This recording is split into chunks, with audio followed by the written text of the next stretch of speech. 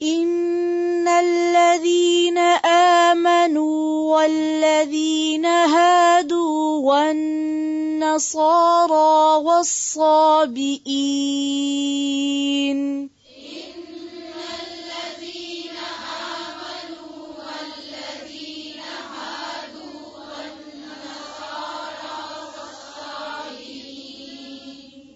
پھر سے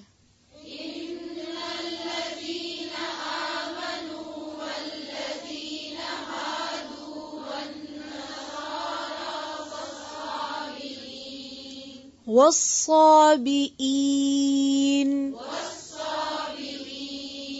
دیکھیں عین نہیں ہے، حمزہ ہے، ٹھیک ہے، اس کو مارک کر لیں. والصابئین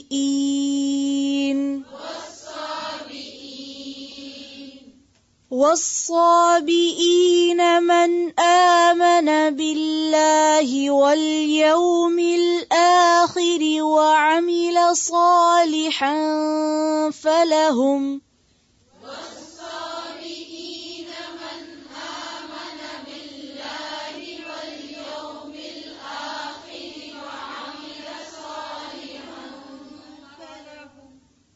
دھیان سے سنیں پھر سے. والصابئین من آمن باللہ والیوم الآخر وعمل صالحا فلہم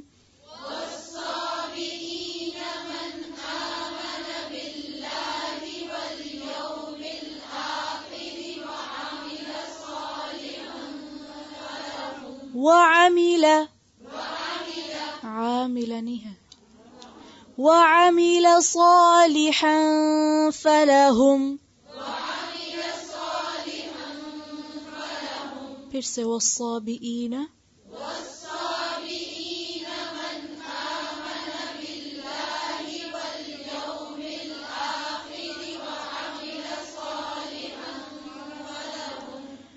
فلہم اجرہم عند ربہم ولا خوف علیہم ولا ہم یحزنون.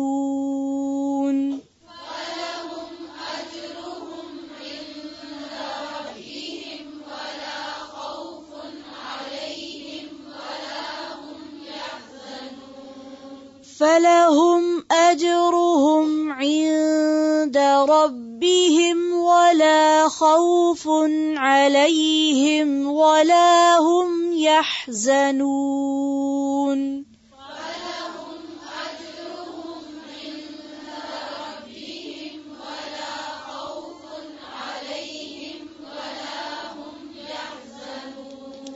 فلہم اجرہم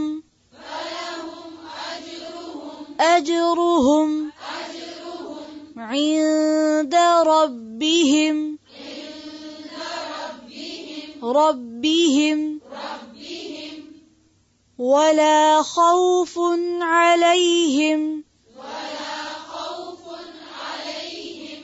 ولا خوف علیہم ولا ہم یحزنون.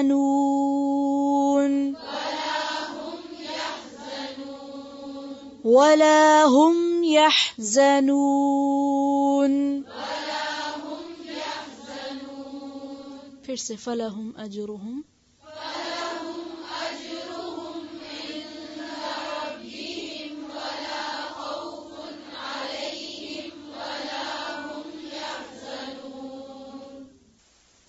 انا بے شک الذین وہ لوگ جو آمنو ایمان لائے والذین اور وہ جو ہادو یہودی بن گئے والنصارى اور نصرانی والصابئین اور صابی من جو کوئی آمنا ایمان لایا باللہ اللہ پر والیوم الآخری اور آخری دن پر وعملا اور اس نے عمل کیا صالحا نیک فلہم تو ان کے لیے اجرہم اجر ہے ان کا عند پاس ربہم ان کے رب کے ولا اور نہ خوف کوئی خوف ہوگا علیہم ان پر ولا اور نہ ہم وہ یحزنون وہ غمگین ہوں گے. ان الذین بے شک وہ لوگ آمنو جو ایمان لائے والذین اور وہ لوگ ہادو جو یہودی بن گئے. ہادہ کا لفظی معنی ہوتا ہے توبہ، توبہ کرنا. انا ہدنا الیک لوٹنا، کہ چونکہ انہوں نے بچڑے کی پوجا سے توبہ کی تھی اس لیے انہیں یہودی کہا گیا. اور اگر اس کی نسبت حضرت یعقوب علیہ السلام کے بیٹے یہودا کی طرف ہو تو پھر وہ جو یہودی بن گئے، یعنی اللہ نے ان کا نام مسلمان رکھا تھا لیکن انہوں نے اپنے آپ کو یہودی بنا لیا، یہودی کہلوانا پسند کیا. یعنی انہوں نے اس نام سے کیا بنا لیا؟ اپنا ایک گروہ بنا لیا. اور اسی طرح نصارہ نصران سے، جیسے سکارا سکران سے مراد ہیں عیسائی. ان کا یہ نام کیوں پڑا؟ نصارہ کا روٹ کیا ہے؟ نون سواد رے. نصر کا کیا معنی ہوتا ہے؟ مدد. تو عیسیٰ علیہ السلام نے کہا تھا نا، من انصاری اللہ، اللہ کے راستے میں میرا مددگار کون ہے؟ تو انہوں نے کیا کہا؟ نحن انصار اللہ، ہم ہیں اللہ کے مددگار.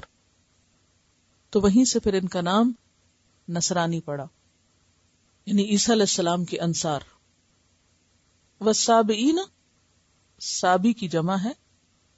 سابی بھی ایک گروہ کا نام ہے، جسے یہودی امت موسیٰ علیہ السلام ہے، نصرانی امت عیسیٰ علیہ السلام ہے. تو کہا جاتا ہے کہ سابی امت یحییٰ علیہ السلام ہے. یہ لوگ عراق کے علاقے میں تھے. کہا جاتا ہے کہ قبلے کی طرف منہ کر کے نماز پڑھتے، ایک طرف لا الہ الا اللہ کہتے، دوسری طرف فرشتوں کو بھی پوجتے. بعض کے خیال میں یہ آگ کو پوجتے تھے، یعنی مجوسی تھے، یا ستاروں کی پوجا کرنے والے تھے. بہرحال دنیا میں اس وقت ان کا وجود نہیں ہے، لیکن یہ بھی ایک گروہی نام ہے. عربوں میں سابی سے مراد وہ شخص لیا جاتا تھا جو اپنا اصل دین چھوڑ دے. اس دور میں جو شخص اپنے آباء و اجداد کا دین چھوڑ کر اللہ کے رسول صلی اللہ علیہ وسلم کا ساتھ دیتا تھا تو ان کو وہ کیا کہتے تھے اہل عرب؟ کہ سابی ہو گیا. خود حضور صلی اللہ علیہ وسلم کو بھی کیا کہا گیا؟ کہ سابی ہو گئے. تو والسابئین، اور سابی من آمنا جو کوئی ایمان لایا باللہ اللہ پر، والیوم الآخر اور آخری دن پر، وعمل صالحا اور اس نے اچھے عمل کیے، فلہم اجرہم تو ان کے لیے ان کا اجر ہے، عند ربہم ان کے رب کے پاس، ولا خوف علیہم اور نہ ان پر کوئی خوف ہوگا، ولا ہم یحزنون اور نہ ہی وہ غمگین ہوں گے. ان کا آخرت کے بارے میں عقیدہ خراب تھا. یہ کہتے تھے چونکہ ہم یہودی ہیں اس لیے ہم تو جنت میں جائیں گے ہی جائیں گے، جنت میں جانے سے بھی کوئی چیز نہیں روک سکتی، کیونکہ ہم یہودی نسل میں پیدا ہوئے ہیں. عیسائی کیا کہتے تھے؟ آگے آپ پڑھیں گے تفصیل سے. وقالت النصارى ليست اليهود على شيء وقالت اليهود ليست النصارى على شيء. ہر ایک کہتا تھا جس گروہ میں میں ہوں بس وہ جنتی گروہ ہے، ہم ہدایت پر ہیں، ہم حق پر ہیں، باقی سب جہنم والے ہیں، ہم جنت والے ہیں. اللہ تعالیٰ نے ان کی غلط فہمی دور کر دی. کیا فرمایا؟ ان الذین آمنوا والذین ہادوا والنصارى والسابئین من آمن باللہ والیوم الآخر وعمل صالحا فلہم اجرہم عند ربہم ولا خوف علیہم ولا ہم یحزنون. کہ جو لوگ ایمان لائے اور جو یہودی بنے اور جو نصارہ بنے اور جو سابی بنے، بات یہ کہ جو اللہ اور یوم آخرت پر ایمان لائے گا اور نیک کام کرے گا ان کے لیے ان کے رب کے پاس اجر ہے. اجر اس بنیاد پر نہیں کہ آپ ایک خاص گروہ سے تعلق رکھتے ہیں. خوف اور غم سے کون نجات پائے گا؟ جو ایمان لا کر نیک عمل کرے. اب یہاں آپ دیکھیے مسلمانوں کی غلط فہمی بھی دور کر دی گئی. سارے گروہوں کے ساتھ ان کو بھی بحیثیت ایک گروہ کے یہاں لایا گیا. ان الذین آمنوا سے مراد کون ہے؟ مسلمان. ہادو سے مراد کون ہے؟ یہود. نصارہ عیسائی. سابین سابی. مسلمان کون ہے؟ امت محمد صلی اللہ علیہ وسلم. یہود کون ہے؟ امت موسیٰ علیہ السلام. نصارہ کون ہے؟ امت عیسیٰ علیہ السلام. صابی کون ہے؟ امت یحییٰ علیہ السلام. یہ سب یہاں بحیثیت گروہ پیش کیے جا رہے ہیں. یہ سب گروہ ہیں، اور باقی گروہوں کے ساتھ امت مسلمہ کو بھی بحیثیت گروہ کے دکھا دیا گیا. یہ صابی، یہ نصارہ، یہ یہود، یہ مسلمان، یہ سب کس خوش فہمی میں مبتلا ہیں؟ ہم جنتی ہیں. لیکن سب کی غلط فہمی دور کر دی گئی کہ کسی کی نجات کسی خاص گروہ میں ہونے کی وجہ سے نہیں ہوگی. نجات کا انحصار کسی خاص گروہ میں سے ہونا نہیں، بلکہ نجات کا انحصار ایمان کے ساتھ عمل صالح پر ہے. خالی ان الذین آمنوا کافی نہیں، کیونکہ اوپر دیکھیں نا آپ، اوپر کیا کہا گیا؟ ان الذین آمنوا. تو اس کی غلط فہمی کہاں سے دور کر دی گئی؟ من آمن باللہ والیوم الآخر وعمل صالحا. صرف آمنو کافی نہیں، کیا ضروری ہے؟ عمل صالح ضروری ہے. اب آپ دیکھیے کہ صحابہ کا ایمان ان سے عمل صالح کرواتا ہے، اور ہمارا ایمان نسلی ایمان ہے. ان کا ایمان شعوری ایمان تھا، ہمارا ایمان بس نسلی گروہی ایمان ہے کہ ہم ایک گروہ میں پیدا ہو گئے اور بس، خود کچھ بھی کوشش نہیں. تو پھر بشارت کس کے لیے ہے؟ جو ایمان لا کر نیک عمل کرے. اور اس کے بعد آپ دیکھیں کہ خود مسلمانوں کے اندر پھر جو گروہ بندیاں ہوئی، ہر گروہ کیا سمجھتا ہے؟ دوسرے سب گمراہ ہیں، ہم بہتر، صرف ہم جنت میں جائیں گے، صرف ہم حق پر. کوئی معیار نہیں کہ حق پر ہونے کا مطلب کیا ہے. قرآن آپ کو بتائے گا، بہت واضح، ایک ایک چیز واضح کرے گا. دیکھیں گے آپ کہ کیا خواہشات پیچھے، کیا مقاصد ہوتے ہیں، کیا اغراض ہوتی ہیں. اور سب چیزیں تو بدل الذین سے نکلتی ہیں نا. معنی بدل دینا، تعویلیں کر لینا، وہ دور پار کی باتیں جا نکالنا، اور جیسے کہا گیا ویسے نہ کرنا. بما عصوا، مرضی نہیں کام کرنے کی، خود نہیں بدلنا، دین بدل دو. تعویلیں کر لو، اس میں من مانے مطلب نکال لو، تو اس سے آپ پھر جو چاہیں کریں. تو بہرحال کہا کیا جا رہا ہے کہ نجات صرف کسی خاص امت میں سے ہونے پر نہیں منحصر، بلکہ نجات کے لیے خود کام کرنا، عمل اور کردار کا ہونا ضروری ہے. عمل سے زندگی بنتی ہے، جنت بھی جہنم بھی. یہ خاکی اپنی فطرت میں نہ نوری ہے نہ ناری ہے کہ آپ یہ کہیں کہ ہم فلاں گروہ سے ہیں اس لیے ہم نوری ہیں، اور جو دوسرے گروہ سے وہ ناری ہیں. تو یہ تمہاری غلط فہمی ہے. اصل چیز ہے کہ تم عمل کیا کرتے ہو اور اللہ کی رضامندی کے کتنے کام کرتے ہو. کیونکہ ان الدین عند اللہ الاسلام، دین اللہ کے نزدیک اصل میں اسلام ہے. وَمَن يَبْتَغِ غَيْرَ الْإِسْلَامِ دِينًا فَلَن يُقْبَلَ مِنْهُ، جو اس دین کے علاوہ، اسلام کے علاوہ کچھ اور چاہے گا وہ اس سے قبول نہ کیا جائے گا. وَهُوَ فِي الْآخِرَةِ مِنَ الْخَاسِرِينَ، آخرت میں خسارہ پانے والوں میں شامل ہوگا. تو اس آیت کا سمپل مطلب کیا ہے؟ کہ نجات کے لیے عمل کی ضرورت ہے، کردار کی ضرورت ہے، کچھ کرنے کی ضرورت ہے. بے عمل لوگوں کو ہاتھ کچھ نہیں آ سکتا، کچھ کیے بغیر آپ کچھ نہیں پا سکتے. اس چیز پر ایمان لانے کی ضرورت ہے. اتنی زبردست خرابیاں جو ان میں آ گئی، تو اس کی بنیادی وجہ کیا ہے؟ ان کے عقیدے کی خرابی ہے. اور عقیدے کی خرابی کیا ہے؟ کہ ہم چونکہ فلاں گروہ سے تعلق رکھتے ہیں اس لیے ہم جنت میں جائیں گے. آج ہم مسلمان کیا سمجھتے ہیں؟ اپنے حالات میں ہم سب خود غور کریں. ہم کیا سمجھتے ہیں؟ ہم جو چاہیں غلط کام کریں، چونکہ ہم لا الہ الا اللہ پڑھتے ہیں، ہمارا نام مسلمان ہے، ہم مسلمان گروہ سے تعلق رکھتے ہیں، آپ کی امت ہے، اس لیے جنت ہمارا گھر ہے. عمل صالح کی طرف توجہ نہیں، عمل صالح کا شوق نہیں. کیوں نہیں؟ صحابہ کرام کے ایمان کو دیکھیے، ان کی زندگیوں کو دیکھیے، کتنی بامقصد زندگیاں تھیں. ان کے طریقوں کو دیکھیے اور آج ہم اپنے طریقوں کو دیکھ سکتے ہیں. کیا مماثلت ہے؟ فرق کیوں ہے؟ کسی نے سوال کیا ہے کہ اللہ تعالیٰ نے بنی اسرائیل کو کیوں فضیلت دی اس وقت کی تمام قوموں پر، حالانکہ ان کی قوم کے اہل ایمان بھی نبی سے حجت کرتے. اللہ تعالیٰ ناانصافی کرنے والا نہیں ہے، اس فیصلے کی حکمت معلوم کرنا ہے. بات یہ ہے کہ کوئی بھی قوم ابتدا میں ایسی نہیں ہوتی. بنی اسرائیل بھی ابتدا میں ایسے نہیں تھے، یعنی بالکل آغاز میں.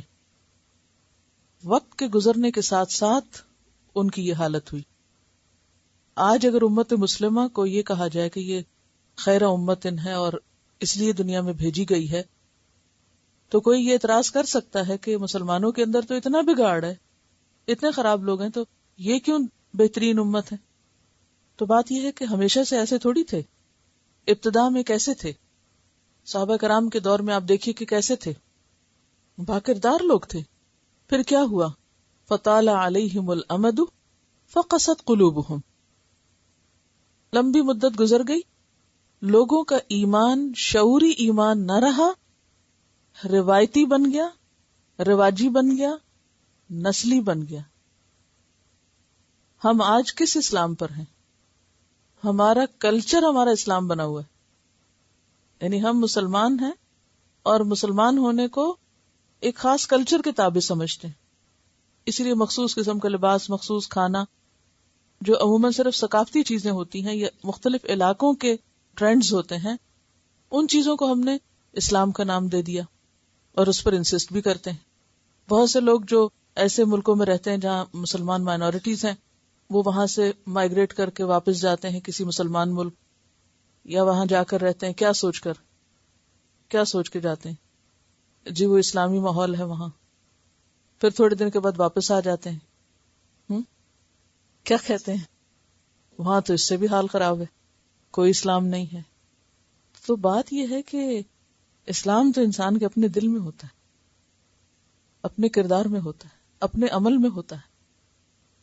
صرف کسی ایک خاص زمین یا کسی خاص گروہ یا خاص لوگوں سے جا کے ملنے کا نام نہیں ہے، جب تک کہ ان کے اندر بھی ایمان نہ ہو، وہاں بھی دین نہ ہو.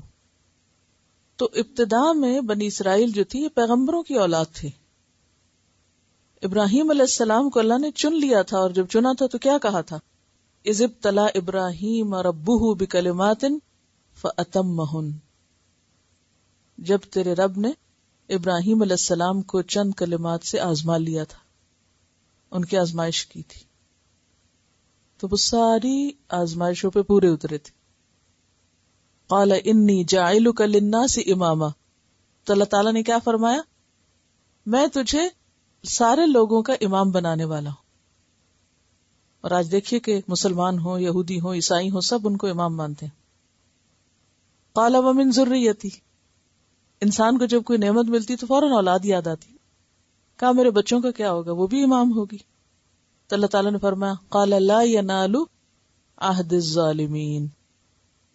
میرا وعدہ ظالموں کے لیے نہیں ہے.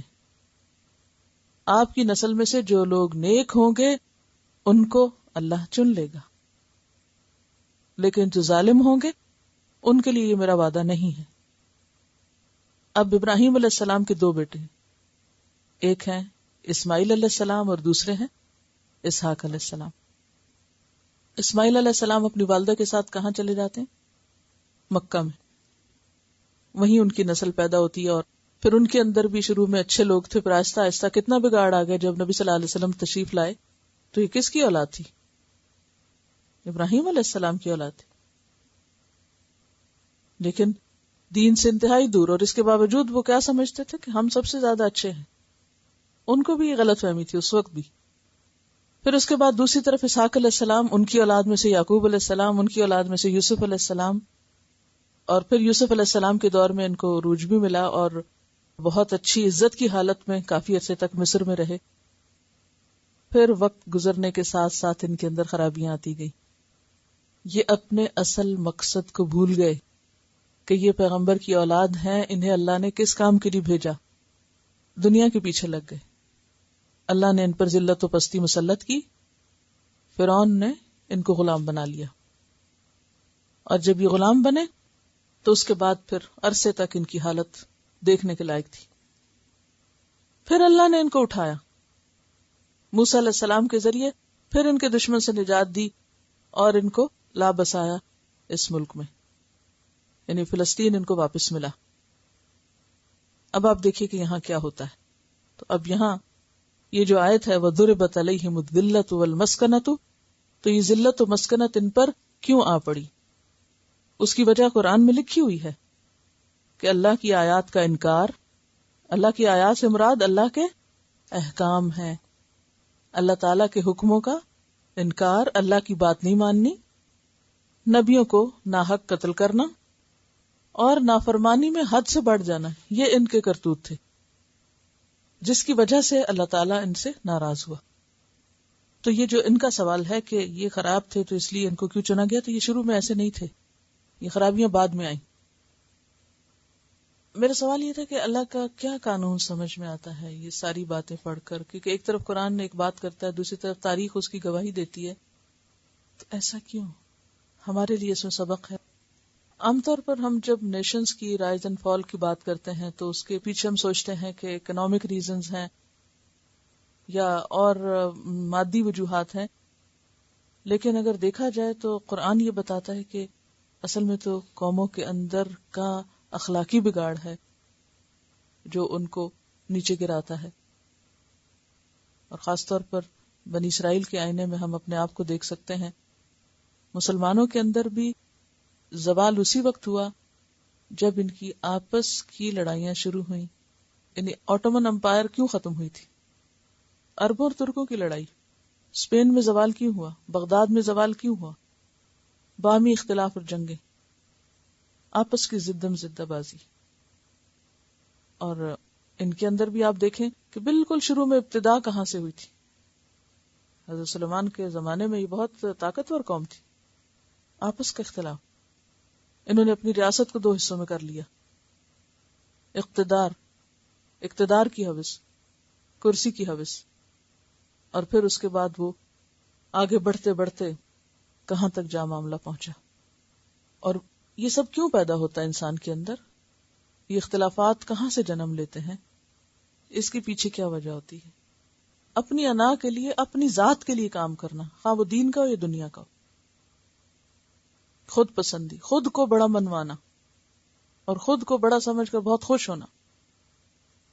ہر اس بات میں خوش ہونا جس میں نفس کی بڑائی ہو، اور جہاں کہیں چھوٹا ہونا پڑے وہاں سب کام چھوڑ دینا. جب اختلاف رائے برداشت نہیں ہوتا پھر برداشت بھی ختم ہوتی چلی جاتی ہے. پھر وہ جو اعلیٰ انسانی کردار اور ایک اصول ہوتے ہیں وہ ختم ہو کے رہ جاتے ہیں.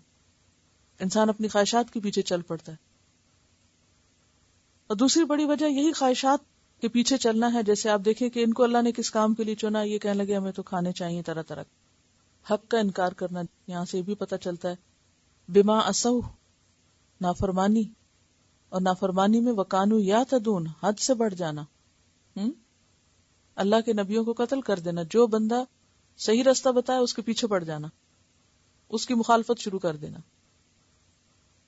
یعنی ان کے عقائد کا بگاڑ بنیادی خرابی بنا کہ اس کی وجہ سے باقی خرابیاں جنم لی.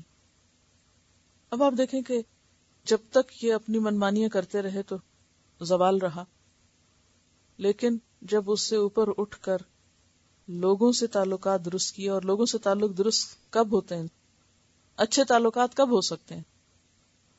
جب خود جھکے. جو خود جھکے اسی کا تعلق دوسرے سے بہتر ہو سکتا ہے. اور جو یہ کہ نہیں میں بڑا ہوں، میری اہمیت زیادہ ہے، تو وہ دوسرے کے ساتھ بنا کے نہیں رکھ سکتا، کیونکہ وہ تو اسی انتظار میں رہے گا نا کہ دوسرا اس کی طرف بڑھے. تو جو چھوٹا بن جائے گا وہ خود آگے بڑھ جائے گا.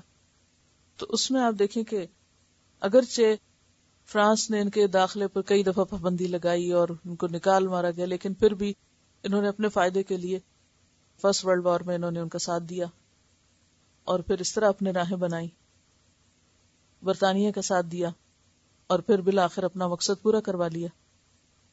اگرچہ مذہبی لڑائیاں بھی تھیں اور دنیاوی اختلافات بھی تھے، لیکن اس کے باوجود بحبل من الناس، لوگوں سے تعلقات، اور پھر اس کے ساتھ ساتھ اپنی اصلاح کی طرف بھی توجہ کی۔ پورے مڈل ایسٹ میں صرف ایک ہی یونیورسٹی ایسی ہے جس میں سب سے زیادہ سائنٹسٹ ہیں، جس میں سب سے بڑی لائبریری ہے، جس میں سب سے زیادہ طالب علم ہیں، اور جس میں ہائیلی ایجوکیٹڈ استاد ہیں۔ ویسٹرن یونیورسٹیز کے سٹینڈرڈ پر صرف ایک یونیورسٹی ہے مڈل ایسٹ میں، اور وہ یہی ہیبرو یونیورسٹی۔ دیوانوں کی طرح لوگ کام کرتے ہیں، دن رات ایک کر کے، سنڈے کو بھی چھٹی نہیں کرتے۔ ہم پڑھنے کو تیار نہیں، ہم 4 دن پڑھ کے بھی احسان جتاتے ہیں، کیونکہ ہمیں کھانے پکانے ہیں بہت سارے، ہمیں اور بہت سارے ایسے کام کرنے ہیں، ہمیں دعوتیں اڑانی ہیں، ہمیں ادھر ادھر جانا ہے، اور بہت کچھ کرنے کو ہے۔ ٹھیک ہے، وہ سب چیزیں زندگی کا حصہ ہے، مگر وہ پرائرٹی نہیں ہے ہماری۔ یعنی اس کا مطلب نہیں کہ مل کے بیٹھے نہیں، اکٹھے نہیں ہو، لیکن مقصد کو پیچھے چھوڑ کے ان چیزوں کو اہمیت نہ دیں۔ آج واضح فرق ہے، اسی لیے تو آپ دیکھیں کہ اتنی چھوٹی سی سلطنت پورے دشمنوں کے بیچ میں سروائیو کر رہی۔ دیکھیں نا سائز کتنا ہے اس کا، اور اس کے ارد گرد لاکھوں اور کروڑوں مسلمان۔ اس لیے کہ علم کی طاقت ہے، محنت ہے، لوگوں کے ساتھ مضبوط تعلقات ہیں، سپر پاور اس کے ساتھ بنا کے رکھی ہوئی ہے، جی رہے ہیں، سروائیو کر رہے ہیں۔ آپس میں بھی اتفاق ہے، دنیا بھر سے یہود ایک جگہ اکٹھے ہوئے ہیں، ہر رنگ اور ہر نسل کے لوگ اکٹھے ہیں وہاں۔ یہ بتا رہی کہ ان کے بیٹے کی ایک یہودی سے بات ہوئی، اور اس نے پوچھا کہ تم اپنی کتاب کس طرح پڑھتے، تو اس نے کہا کہ اسے پڑھنے میں 15 سال لگتے ہیں، اور ہم ایک دن بھی چھٹی نہیں کرتے اس کے لیے۔ ایک پیج اس کا پڑھتے ہیں، وہ صحابہ کرام 7 سال میں سورۃ البقرہ ختم کرتے تھے، اور پھر یہ ہے کہ وہ پورا کر کے پھر دوبارہ اس نے نام لکھوا لیا کہ another 15 years، یعنی لائف ٹائم کام ہے، یہ تھوڑی ہے کہ 1 سال میں پڑھ کے ختم۔ اور یہ تو اللہ کا وعدہ ہے کہ جو بھی محنت کرے گا، من جدہ وجدہ، جو محنت کرے گا وہ پا لے گا۔ اس سے کوئی فرق نہیں پڑتا کہ کوئی کافر ہے یا مسلمان ہے، کسی کا عقیدہ صحیح ہے یا غلط ہے۔ یہ مقصد کی بات ہے نا، بامقصد زندگی۔ انہوں نے اپنی اسٹیٹ کو بچانا ہے، اپنے ریلیجن، اپنی آئیڈینٹی کو بچانا ہے، کیونکہ انہیں یہ ڈر پڑ گیا تھا یا تو ہم تو ختم ہو جائیں گے بالکل۔ دیکھیے، یہ نہیں کہا گیا کہ دنیا میں صرف وہ ترقی کرے گا جو اس اور اس چیز پر ایمان لائے گا۔ اس طرح تو بہت سے لوگ اللہ کو بھی نہیں مانتے، لیکن اپنے اصولوں کو مانتے ہیں۔ جو محنت کے لیے ضروری چیزیں ہیں ان پر وہ کاربند ہے۔ تو اللہ تعالیٰ رب العالمین ہے، رب المسلمین نہیں ہے۔ صرف ان کا رب نہیں جو مسلمان ہے، وہ سارے جہانوں کا رب۔ یہاں پر آپ دیکھیں کہ کتنی حیرت کی بات ہے نا، کہ ایمان والوں کا بھی مسلمانوں کا بھی ذکر ہے، یہود کا بھی ذکر ہے، نصارہ کا بھی ذکر ہے، صابیوں کا بھی ذکر ہے۔ ٹھیک ہے، ان سب کا ذکر ایک طرح سے ان کے گروہوں کے نام سے کیا گیا نا۔